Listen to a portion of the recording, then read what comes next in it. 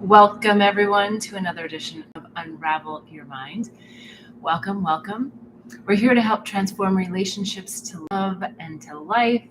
And if you have any questions, please put them in the chat. I've got a ton already lined up from people who pre-submitted, but I always love to hear you live with me in the chat. So feel free to write it in there. If you're watching this on replay, no problem.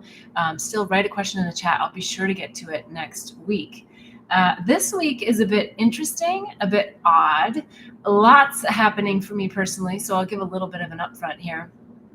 I'm in San Diego, and we are waiting for Hurricane Hillary to approach. It is absolutely 100% humidity right now. I feel like, I am almost sweating. I probably have a glow. I feel like I'm back living in Bali. Super humid. The rain is not, it's here, but it's not torrential quite yet. Luckily, Hurricane Hillary has been downgraded from 4 to a 1, and it's right now coming up the Baja California coastline, and it's, hopefully not hurting Mexico too badly, but it's certainly looking like it's going to hit San Diego as its first landing spot. So that's a little bit unnerving in many respects. We're expecting torrential rain, a tropical storm. Governor Newsom has already issued a state of emergency so that he could get everyone positioned in the event that we have the intense flooding that's being expected. And so yesterday I spent I spent part of the day running to different places to get flashlights and chargers, and because there's an anticipation of the electrical lines being down, the power lines being down. I received a text from the power company. They said, expect to be without power for a while. And so, it creates a lot of anxiety and a fear for a lot of people. There was one moment yesterday, I was like, oh, geez, I got to take this a little more seriously. My mom's been talking about it for, the day prior, like, oh, do all these things. And I was like, yes. And then I did kind of get that moment where I was like, oh gosh, okay, this could be serious. And I felt that like tinge in my body and twinge. And, I just had to go back to just taking a deep breath and just saying, okay, thank you. Thank you, everyone, my mother, the electrical company, Governor Newsom, all these people that could cause anxiety and stress for putting out all these alerts, because hey, we can just be prepared. We have like 48 hours to prepare. Like, how much more notice could you want to have? And so I just felt very grateful for the notification, and I didn't feel stressed out, and I didn't feel anxious, and I didn't feel, my mind went wild thinking about a lot of different things, like, oh my gosh, I'm like 5 rows down the hill from lots of homes, and if they don't take their chairs off their patio, it could fly and hit my skylight, and it could break, and then we can have rain pouring in the home, and then what would I do? And on, right? So you could go on forever with all these different scenarios, and while they're not bad, it's really your association to the scenarios, right? I didn't go down the rabbit hole of the reality that, oh my God, this is going to happen. It's not that feeling. It's just like, this could be a possibility. It could be a possibility that the trash bins blow away. Let me just put them in my garage. So it's really kind of bringing that neutrality back to our emotions and our emotional state that I think is so important in life in general, right? So whatever it is that's starting to cause the stress, the notifications, the emails from work, the tension, with a loved one, all of those things are all in our life for learning and for awakening and for mind monitoring and for mind management and for mind manifesting. What do I really want out of these situations in life? Where do I want to be? How do I want to feel? Well, I don't want to feel anxious and scared and nervous. The reality is that Hurricane Hillary is probably going to hit landfall for the first time in San Diego, which means it's a pretty severe situation. But I'm not going to go into the hysteria of that. And yes, when you're in the situation, you do, it's pretty hard to stop the amygdala from firing and saying fight or flight. So I'm not saying this in the heat of a moment. Then you do have to use your intuitive, instinctual skill sets to navigate the situation. So I'm not downplaying our nervous system. I'm just saying we do want to stay ahead of it, have skills, tools, tips, techniques that we use to really manage the mind. Otherwise, it goes out of control fast. Why the mind loves to spiral on fear more frequently than spiral on love remains a quandary to me, other than I would say that we've gotten ourselves as a society to a place where fear is rampant. It is that virus of the mind, and love is always there. In fact, only love is real. Only love is really who we are. Everything else is a mental thought construct created by the mind and the collective conscious, which is also the collective mind. So it's kind of bucking the system to be calm in the face of calamity, right? But that's where we all want to be. And I think these are great practice periods for everything that's to come. I just watched a video about Sadhguru talking about, big things that are coming. I think anyone in the spiritual community has seen multiple videos of things that are to come, So it's not about being fearful of them. It's about being prepared, and it's about really monitoring our minds, right? Monitoring our thoughts, monitoring where and how we're going to let the mind run us, get it in the back seat and let the soul drive, right? That's what we want to do, is we want to follow spirit. We want to follow intuitively our intuition. And that's what we talk about a lot on the show. And a lot of the answers to a lot of the questions have some similar themes to them, because it is all about managing the mind and getting it in its rightful place. So one of the first questions that I wanted to address is, how do I overcome fear and anxiety in stressful situations? And so I think I've pretty much just answered that. I think some of the tips and tools and techniques that you can use are the ones that many of you already know, but the question is, are you doing them with frequency? And that is yoga.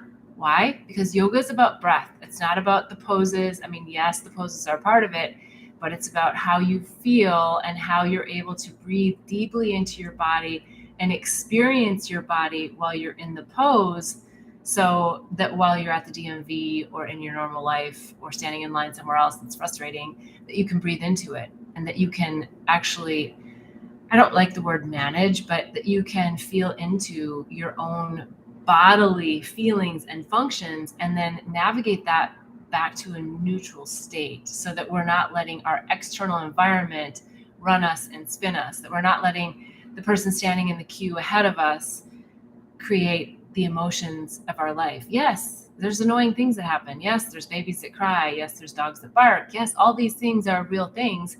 It's how we respond to them and how we breathe through them and how we allow our minds to be quieted, so that we can still be in the presence of the bliss that exists in every moment of now.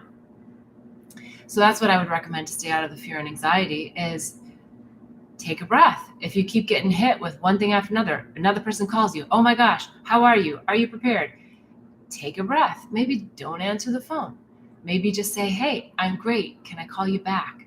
Hey, I'm taking a moment, stating your needs and really being in a peaceful place starts with you and ends with you. So it's your choice to make those decisions to really stay in that neutral state. And it takes practice, no doubt. It takes practice. So take this time now, whether you're living in San Diego or you're living in Maui or you're living in, another area that's having fires and, all these things happening. Take this as a practice period for all that is to come, because we are actually having some pretty amazing things happen right now on planet Earth and in humanity. All right, I'm going to go to the next question. The next question is, why do you think Mother Nature causes such crazy things to happen, like fires and hurricanes? So a lot of discussion has been around, the Maui fires and what's happening there, and, why would this happen? Now, I'm not going to get into how it got started or any of that, because honestly, I don't know, and I'm privy to, a lot of the discussions that are happening, but I don't know that anyone knows exactly what started them. But irregardless, why isn't it that Mother Nature can't just help us a little bit to stop some of these, intense wildfires? Canada's been on fire. There's just a lot of things happening right now. And now this hurricane, and why is it? I'm not suggesting that I have all the answers, but I can tell you how I see it. And how I see it is that Mother Nature is actually helping to clear and cleanse and to create a new earth with us. And sometimes we have to go to the bottom to actually blossom. It's like the cycle of the lotus flower, right? The lotus flower starts in the mud and is in that, some people call it like that winter time of our lives where we're supposed to be really, really, really calm and really collective of our own thoughts and feelings and life and situation. And then there's a time when we actually, get going and we start sprouting up through the dirt. And that takes some effort in the sense of being, for a lotus flower, just being connected. So it's not that they're exuding effort themselves, but their connection to source is providing effort that's pulling them up through the mud. They can't even, the little, seedling can't even see the sun at that point. So sometimes we're in those periods and where we have to trust, right? That lotus flower is trusting that whatever course its life is supposed to take is going to happen. Now, I know you can say, well, that's a flower. A human is a much more complex being, and it is. But Mother Nature is here as an incredible directive for our lives, for how we live, for peace.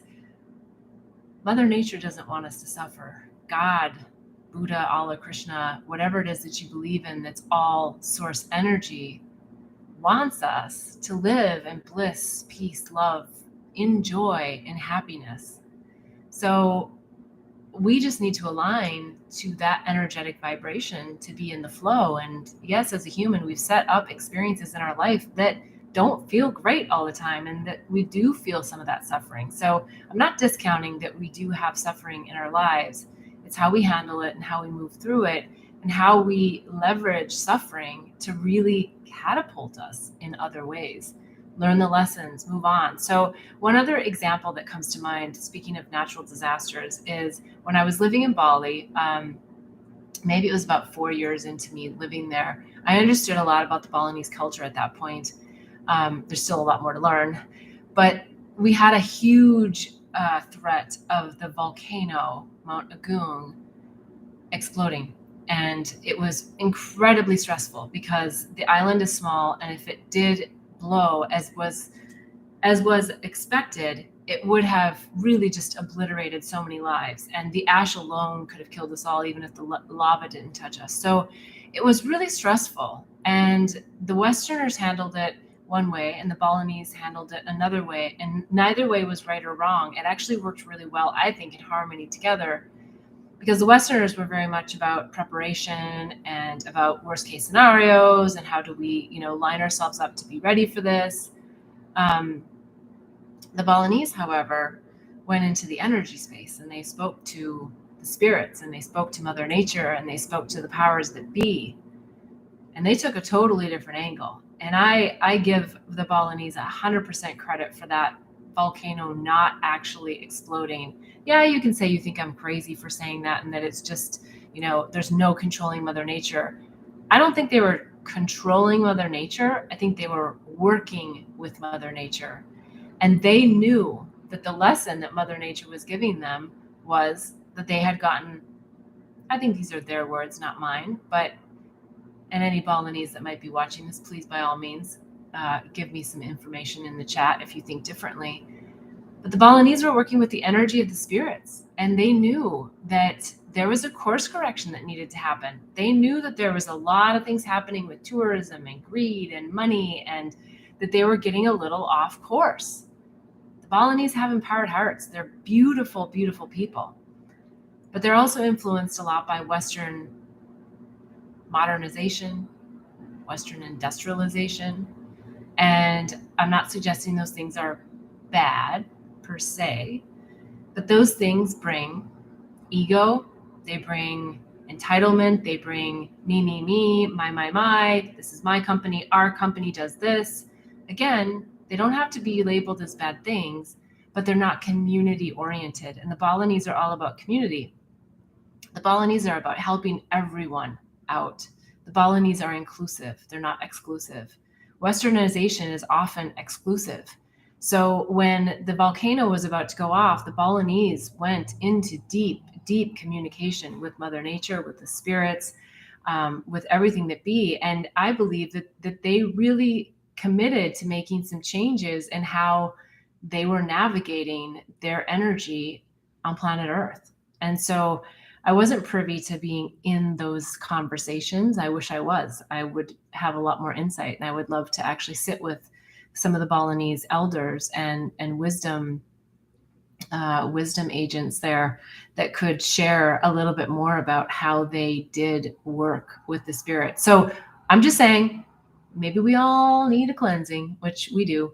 And I'm not saying that we have to have drama and trauma, but if we don't get the message, then that's oftentimes what happens. And it, for us as humans, results in disease and, situations in our life that we wish that we could avoid, and we can avoid. It's just that oftentimes we leave the issues at the core lying dormant, as opposed to healing the wound from the inside out. And so there's a big Band-Aid approach that often happens. And so Mother Nature is always going to help us come back to cleansing and shifting and changing our ways. And that's why when a forest fire starts in a national park, they don't stop it if it starts naturally, because they know that there is a cycle of destruction that takes place before new things are blossomed. It's also all about Ganesha, and that's a whole nother topic. So I'll leave it at that for now. If you're interested in hearing more about this topic, I would love to share more. So give me a little comment in the notes section, and I'll be sure to bring up more insights on that. Okay, let's go to the next question. The next question here that was pre-submitted is, my husband and I have been friends forever, and we're both in our 60s. We care deeply for each other, and yet we don't have sex. Do you think that's a bad thing? I don't even have a desire to anymore. Is this what everyone experiences? First of all, disclaimer number one, I don't think that everyone experiences anything in particular. So that's number one. And number two, I'm not 60 plus, but I do believe that I could speak to this from a human consciousness perspective and a human desire perspective that all humans have. Well, first of all, we're a body in the sense that we have a physical meat suit that we walk around in.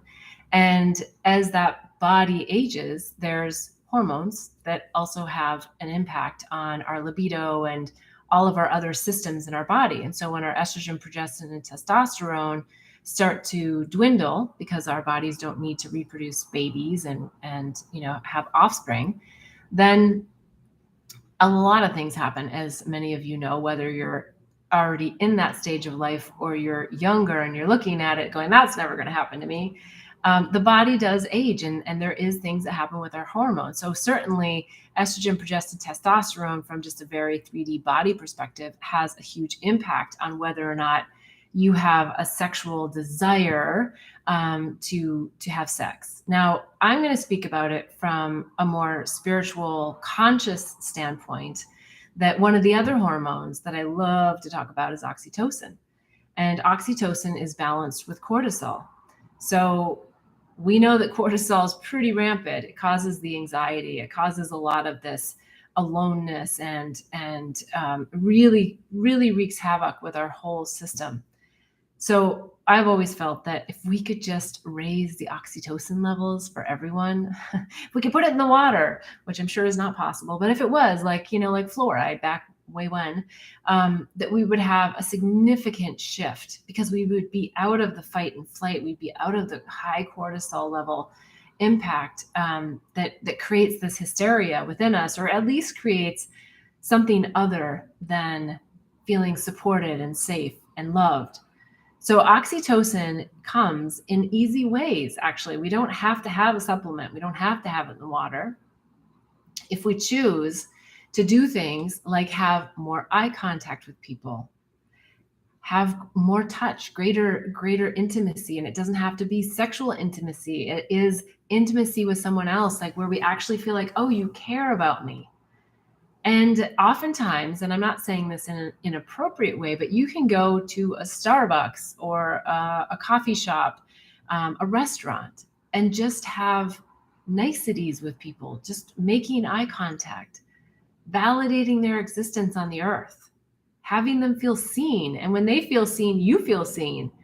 These small tips help enormously with oxytocin levels. So why am I talking about that when the question is about someone in their 60s wanting to know why they're not interested in having sex with their husband, and is that bad or not? Well, certainly nothing is bad or good. We don't have to label it as that again. But intimacy and sharing with someone that we trust, sharing our soul, doesn't have to ever end, irregardless of hormones, right? So the more sharing that we have in sexual intimacy with someone that we trust, someone that we care for, is priceless. It's priceless for oxytocin levels. It's priceless for energy, our chi energy in our system, our second chakra energy. I believe you can go to your deathbed and still have libido, have the desire. I think it has all to do with your own love of self and your love of others and your ability to express and share your soul with others. I think oftentimes that libido comes down, because of the hormones in our bodies, but also because we just get more complacent with being alone on the planet. Even if we're married, even if we're with someone, we still have this feeling of aloneness. And aloneness is actually okay, but the loneliness part is where it really has a negative impact on us. It has that feeling of sadness. Aloneness has a feeling of, I'm okay with myself and being alone, but I also would love to share myself with someone else who's in a similar vibration, a similar place, a similar space to me.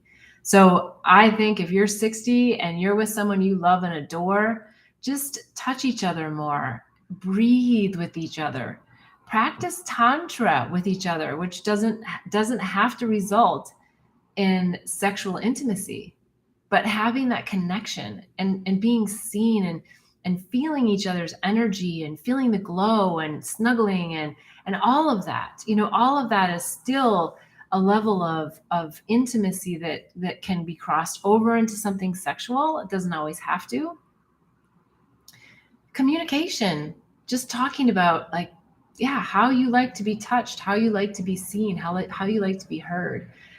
I believe you can start a whole new relationship. I don't know anything about the dynamics of your relationship specifically, but I think you can start a whole new relationship on any day that you want to with a spouse, as long as they're willing. And of course, that's important, that the spouse also needs to want to move into that new space with you and to explore something new. Get a book that you haven't read before. I've got a ton of books that I recommend about relationships in my Awakening and Healing Handbook. You can find it on bethbell.me.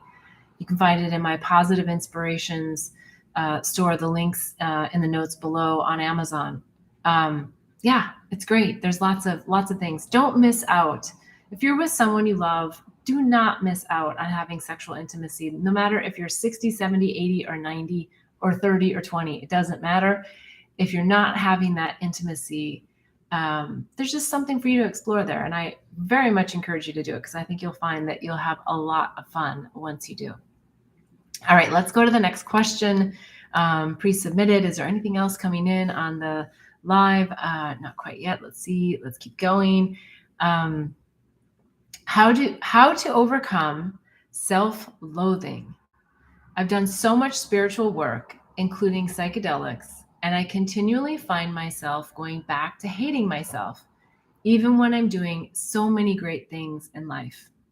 Well, I'm sure that this person, having done all the spiritual work they've done, knows that everything is a creation of the mind. And while sometimes that can be really frustrating to hear, because we know a lot of times that it's coming from our mind, but it's how do we stop it? How do we shift it? How do we move it?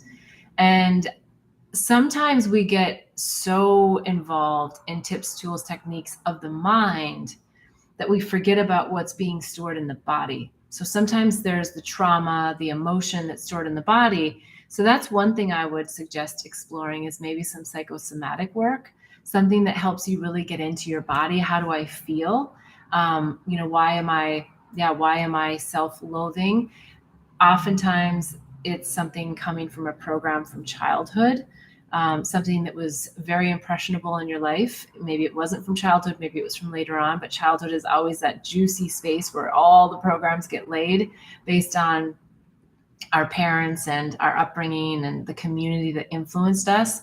So that could be, and sometimes it's something so simple. It could be that you were 5 on a playground and you were left out, and you wanted to be part of that community of other children, and yet then you were, by yourself, and you had all these thoughts about why they don't want you there, when in fact they may not have had any of those thoughts about you specifically, but you internalized it as that. So getting back into those deeper threads of why are you feeling that you're not of value, because in the end, isn't it just that? The mind is always wanting to place our value in relationship to our external world, and that is just crazy. It happens to all of us. It happens to me in different ways, not necessarily with self-loathing, because that's not something that I am challenged with right now in my life. But there's certainly circuitous loops of thoughts that I am having to get in there and really shift and navigate and go deeper on, to see what are these storylines, where did they come from, why are they here, but what's the lesson from them, right? And it's the mind that is always in judgment. That is not you. That is not you at your core is light. Light is love. Love is light. It's a vibration. It's a high vibration. We have thought forms that are at varying levels of vibration.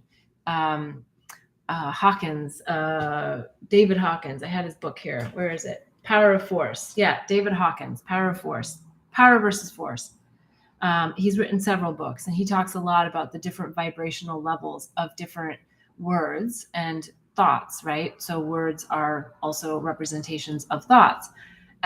So really tuning into those lower vibrational thoughts and switching them into higher vibrational thoughts, and understanding what is the thread that's pulling you down into those lower vibrational thoughts. And sometimes it's just your environment, that you are constantly comparing yourself to others. So find an environment that vibrates at a high level. And sometimes this is even hidden, because you can be in a beautiful place. It doesn't mean like a low vibration is a place of poverty or a place of, oftentimes those are related for very specific reasons, but you can be in like a beautiful place and still feel a lower vibration. And it might be because there's a different value system on money, a value system on popularity, a value system that isn't related to who you really are. So it's always about going back to the basics, which I know that's so frustrating sometimes, because we feel like we're always back in the basics. Like, why do I have to keep dealing with the same darn thing?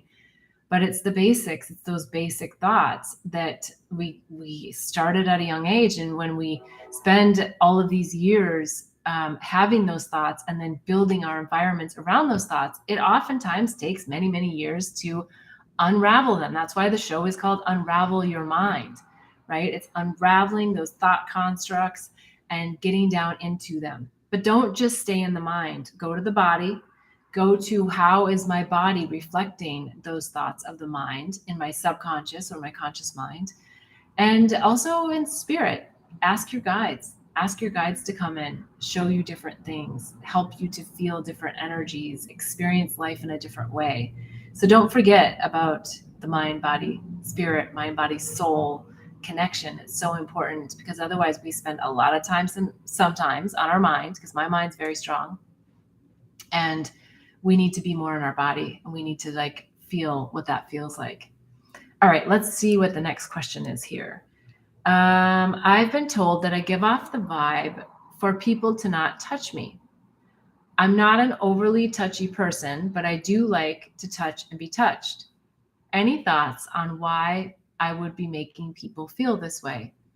Well, that's just an energy, right? That's an energy of a thought about yourself and about how you fit in. And touch, can be trauma.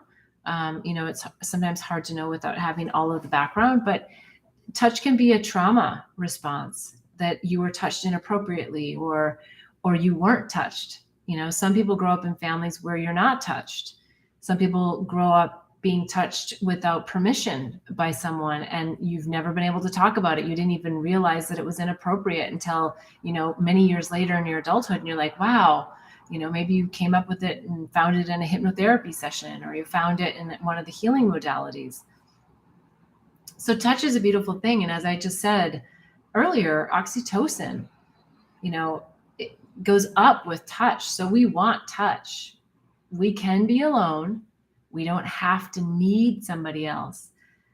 But man, is it beautiful when we can be in relationship with people and just be raw and vulnerable and see and be seen and touch and be touched, not inappropriately, but with permission and with consent.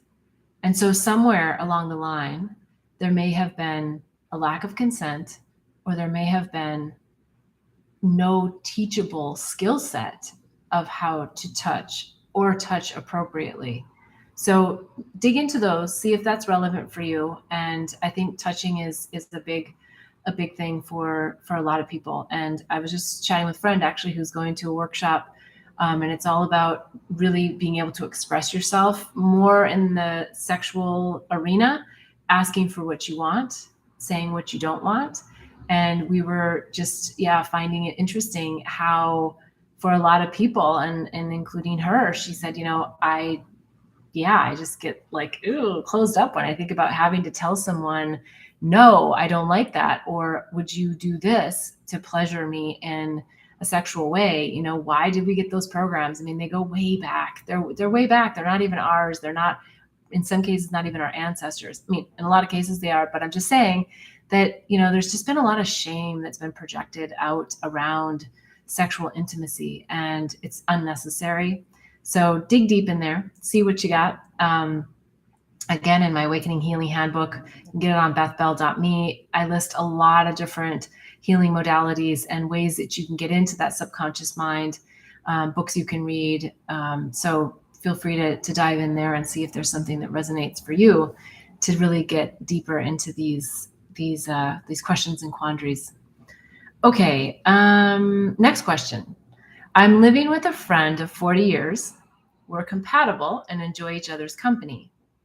We're not romantically involved, but thinking about getting married for logistical reasons like taxes, power of attorney, health benefits, etc.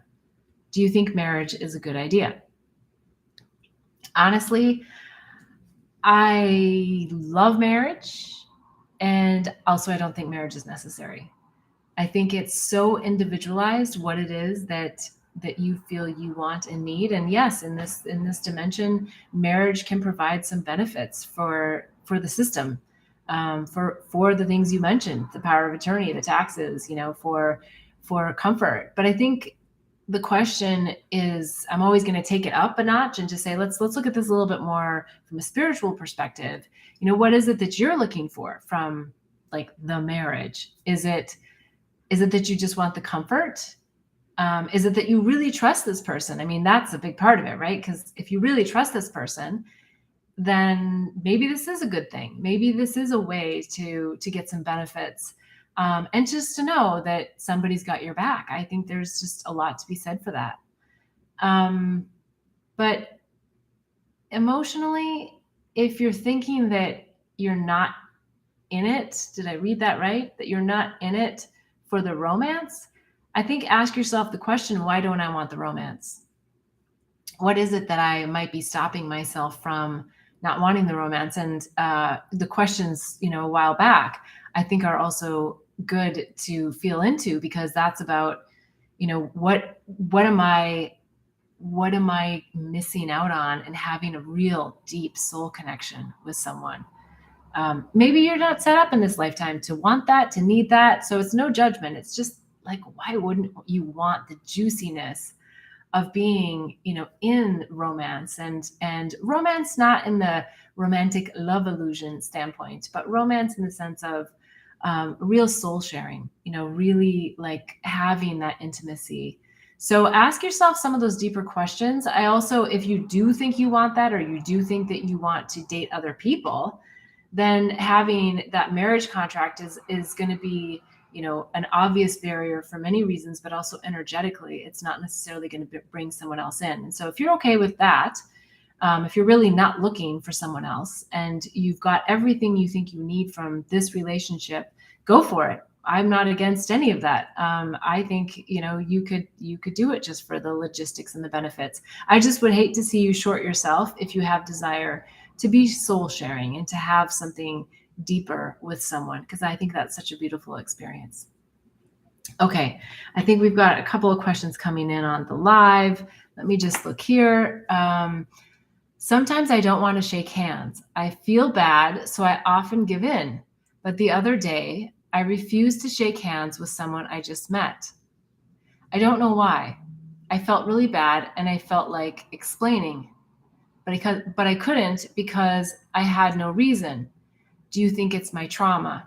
I don't know. The first thing that comes to mind when I was reading that is I feel like there might just be a cultural thing, and that cultural thing, if that's what it is, could have created the trauma, because culturally you might have been taught to not exchange energy with someone, not touch someone for whatever reason. It might have been like, well, we don't do that because we don't exchange germs. Like there might have been like an ancestral reason why shaking hands wasn't something customary. It might have been that it was taboo. Like I'm thinking maybe a couple generations back, like that you didn't do that, that you didn't exchange an energy space.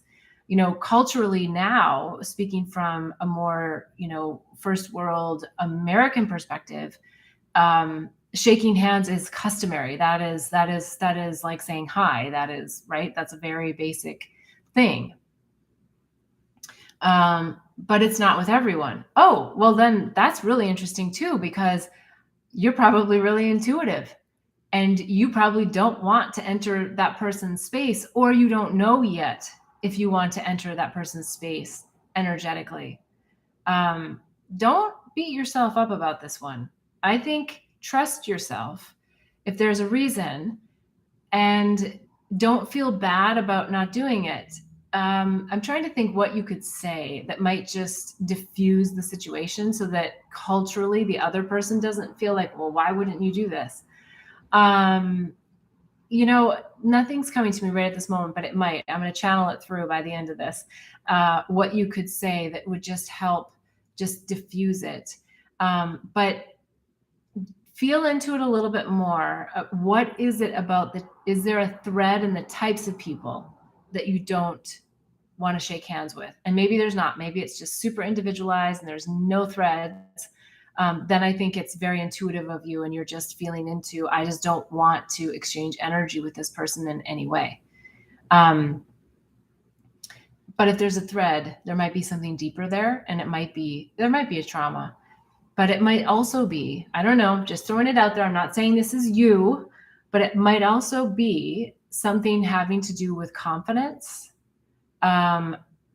Sometimes we don't want to do something because we're just, and I don't mean confidence like in a condescending way. I mean also like in a extrovert versus introvert way, right? Like, so if you're an introvert, maybe confidence isn't the right word, but it's like sometimes there's a hesitancy, and that's not bad. It's just who you are. It's just honoring who I am. I'm more, I like to just feel into people before I get into those spaces, right? And maybe that's what you say. You just say to the person, I'm just not a handshaker. Thank you. Nice to meet you. I'm just not into handshaking. I don't have a reason why, right? That's the truth. Like, and you smile as opposed to feeling like, oh, I didn't do what you wanted me to do, right? Because that's the thing about social construct ideas, is that we feel like we need to fit in. We feel like we need to do something because someone else thinks that that's the right thing to do, or that everybody else thinks it's the right thing to do. And so maybe you're just a renegade. Maybe you're just like, yeah, no, this is just me practicing my truth. This is me just saying, hey, thank you. And, maybe it's just namaste. Like, I honor the divine in you. I honor the divine in everyone. Maybe it's not that there's something bad about the person. You just thank you. And that's it. and just don't feel bad about it. Get yourself to that place where you're not feeling bad about it. So I know I covered that in a range, but I think it depends upon, where each individual really is and the why behind it. And I think you bringing up the question and having the awareness around it, and hopefully based on what I just talked about, it brings more like, oh yeah, that's me, or, oh no, that's not me, but oh yeah, that part's me. So if there's still more there and it's not clear, please give me a little bit more, and I'm happy to talk into that a little bit. But I think you may just be a more introverted person. You may be a more intuitive person. You may be someone who just isn't interested in sharing germs with everyone, and all of that is okay. So see what the lesson might be in there for you. And maybe it's, like I said, just speaking your truth. Sometimes those basic things are where we get, they're great practice in life. Okay, great. Yes, thank you. It's, the little heart is in the way. Thank you, always. Something to be me. All right, so great. Thank you for that question. I appreciate that. Let's go to the next question. All right. My father is elderly and lives with me. I'm okay with that and enjoy helping out. However, I'm constantly having to be the caregiver, and taking my dad to the doctors all the time is a challenge for me mentally. My schedule isn't that intense, so I have time, but I don't like the energy in medical facilities. What should I do? I get it. What comes to me is find a support team. I think, I don't know the ages of you or of your dad, but yes, these medical facilities can be real downers. It sounds like your dad is living with you as well. And so you might have some influence over their diet, over their exercise, over their mental health that could help them keep them out of some of these medical facilities. So that would be step number one, is just see like what kind of influences might you be able to have to try to help them stay out of the medical facilities. And the second is, I would choose which ones you think are most important for you to go to, where they need the most support. If they're just checkups and it's not something like intense where you need to be there and take notes, reach out to your community. If it's not your close family, if it's not, your neighbor or someone, I bet you there's someone that you may not know. Nextdoor might be a place, the app Nextdoor, to just put it out there. Hey, is there someone out there that would be willing to help me out with my elderly father and take them to their appointments, right? And maybe you get 2 or 3 people that you trust, you build relationship, you have them over for dinner, and you see what you think about them. And they may have nothing to do. They may be lonely, and they would love nothing more than to take your father to the medical communities and have the companionship and the camaraderie and the conversation, right? So I think sometimes we try to do all this stuff on our own, and we think that we have to take care of our parents, and we do, and we should to some degree, but not to the degree that it impacts our own mental health. So, I mean, look, if you have the cash and you can pay someone, that's also an option. But I really love it when it can feel more community oriented, when it can be that you're not having to pay someone to do something, that someone's doing it because they just want to do it. They want to help out. They want to be that support, that community feel. So there's probably lots of ways that you can find. If you go to a church or you have any kind of community event that you are part of, just put it out there. Just say, hey, I'm looking for someone who has some time. You never know. It could be a young mom who has kids that are in school, and she misses her children so much that she would love nothing more than to take someone to an appointment, not all the time, but once a week or whatever. So ask for help, ask for support, ask for others to be part of your close-knit community. And I think you'll find that you'll get a lot of relief, and you'll build a bigger support network than you could have ever imagined. So try that out. Let me know, right? Write me back. I'd love to hear what happens as a result of that. Okay, next question. My wife passed almost 5 years ago. My apologies, or my condolences, I should say, for that. And my 2 children are both in their mid-20s and in their careers. My daughter is single, and my son is getting engaged. He wants to use his mom's ring to propose. My daughter doesn't want the ring, but she also doesn't want him to use it. Any solutions you could recommend? Lots of things come to mind as I read this, actually.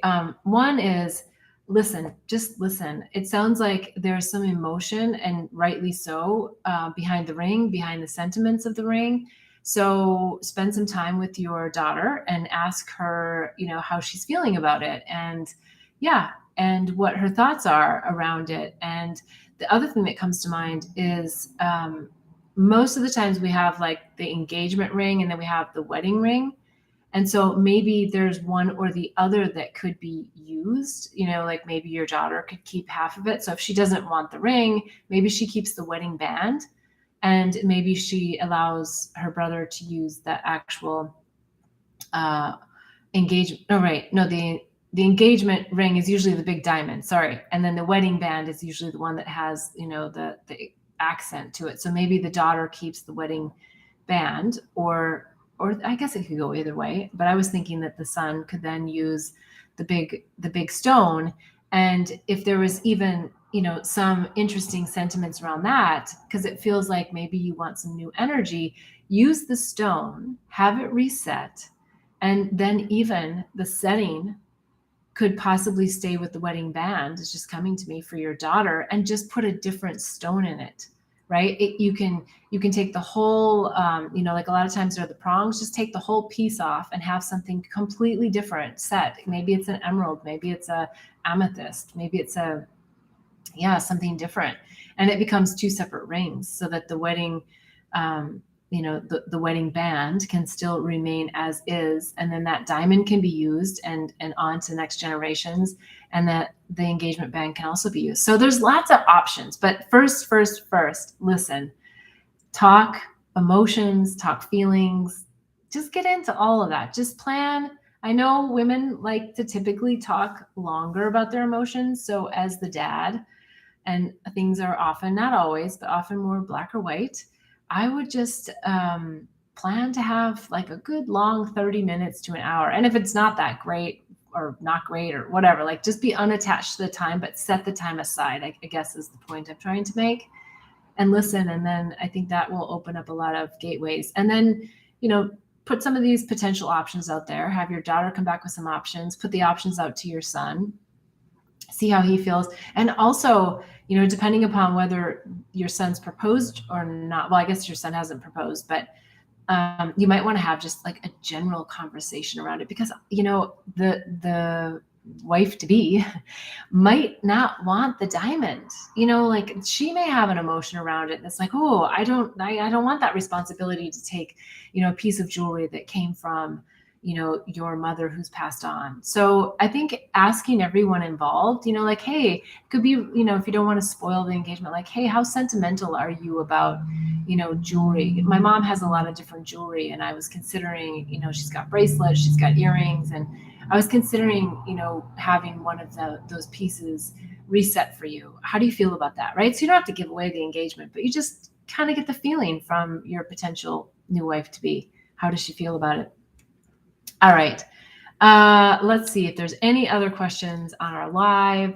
I think that's the last I have in the pre-submitted, and we're right down to the wire. So if you liked any of the content on here, please do not forget to like and subscribe. It helps a lot, and you'll be notified if you hit the bell. You'll hear all about when we're going live next, or when I go live next. And I so appreciate everyone who submitted questions in advance. I hope this was helpful. Please let me know in the comments. I can't wait till next week. Write any questions that have come up in replay, and I'm happy to go back and I'll be sure to put them into next week's show. So thank you so much for being with me today, and I wish you a very blissful week. And please say some prayers and intentions for all of the San Diego and anyone that's in the path of the Hurricane Hillary. So with that, sending lots of love out to you and yours, and I look forward to next week.